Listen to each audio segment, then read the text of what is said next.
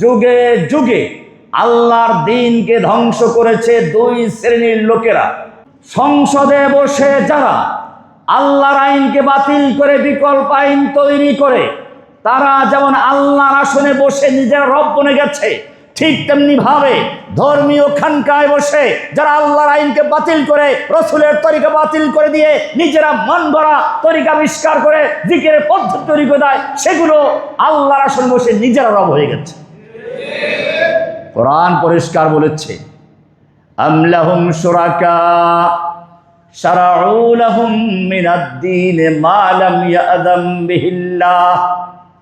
যুগে যুগে আল্লাহর দ্বীনকে ধ্বংস করেছে দুই শ্রেণীর লোকেরা। কয় শ্রেণীর? দুই শ্রেণীর লোকেরা মিলে আল্লাহর দ্বীনকে ধ্বংস করেছে।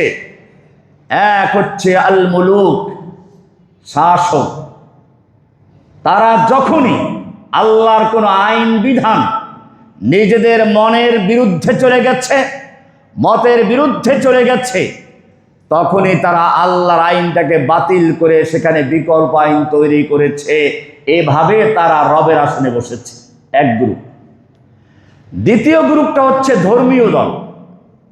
বর্তমানও দেখবেন, আমি সব পীরের কথা বলছি না, কোরআন সুন্নাহ অনুযায়ী যে সকল পীর মানুষদেরকে কোরআন হাদিসের সবক দেন তারা বলছি না, অনেক আছে এরকম কোরআন হাদিস বহির্ভূত বিভিন্ন তরিকা তৈরি করে দেয়। তাহলে সংসদে বসে যারা আল্লাহর আইনকে বাতিল করে বিকল্প আইন তৈরি করে, তারা যেমন আল্লাহর আসনে বসে নিজেরা রব বনে গেছে, ঠিক তেমনি ভাবে ধর্মীয় খানকায় বসে যারা আল্লাহর আইনকে বাতিল করে, রসুলের তরিকা বাতিল করে দিয়ে নিজেরা মন ভরা তরিকা আবিষ্কার করে জিকিরের পদ্ধতি তৈরি করে দেয়, সেগুলো আল্লাহর আসনে বসে নিজেরা রব হয়ে গেছে।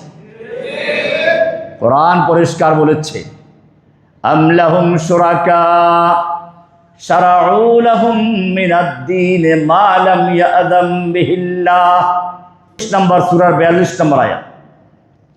আম লাহুম শুরাকা, তাদের এমন কোন শুরাকা আছে, আল্লাহর অংশীদার আছে, যারা শারাউ লাহুম মিনাদ-দীন, দ্বীনের এমন শরিয়া তৈরি করে দিয়েছে, মা লাম ইয়াযাম বিহিল্লাহ, যা আল্লাহ অনুমোদন দেন নাই।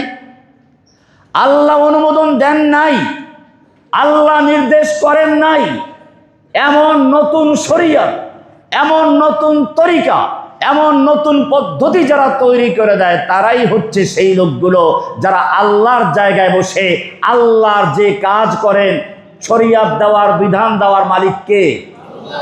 তাহলে যারা নিজেরা আল্লাহর শরিয়া বাদ দিয়ে শরিয়াত তৈরি করে দিচ্ছে, তারা কার জায়গায় বসেছে? আল্লাহর জায়গায় বসেছে। রাসূলকে প্রশ্ন করলো, ইয়া রাসূলুল্লাহ, আপনি কোরআন তেলাওয়াত করছেন, কোরআনের আয়াতে বলা হয়েছে ইত্তাখাযু আহবারাহুম ওয়া রুহবানাহুম আরবাবাম মিন দুনিল্লাহি। ইহুদি খ্রিস্টানেরা তারা তাদের ধর্মীয় গুরুদেরকে, রাজনৈতিক লিডারদেরকে আল্লাহর পরিবর্তে রব বানিয়েছে। না, বিষয়টি এরকম সঠিক নয়। আমি একজন খ্রিস্টান আলেম, ইহুদি ধর্ম সম্পর্কে আমার জানা আছে। আমরা ইহুদিরা, খ্রিস্টানরা কেউই নিজেদের ধর্মীয় নেতাদেরকে, রাজনৈতিক লিডারদেরকে আল্লাহর পরিবর্তে রব বানাইনি। এটা অসত্য কথা। আল্লাহর রাসূল সাল্লাল্লাহু আলাইহি ওয়াসাল্লাম বলেন, হে আদি, যদি বিষয়টা এরকম হয়, তোমাদের আসমানি কিতাবে আল্লাহ একটা বিধান দিয়েছেন, তোমাদের সরকার সেই বিধানটাকে পরিবর্তন করে বিকল্প একটা আইন দিয়েছে। তোমাদের আসমানি কিতাবে একটা আইন রয়েছে, জিকির কেমনে করবে, ইবাদত কেমনে করবে, কিন্তু তোমাদের পীর বুজুর্গেরা সেটাকে পরিবর্তন করে ভিন্ন একটা পদ্ধতি দিয়েছে।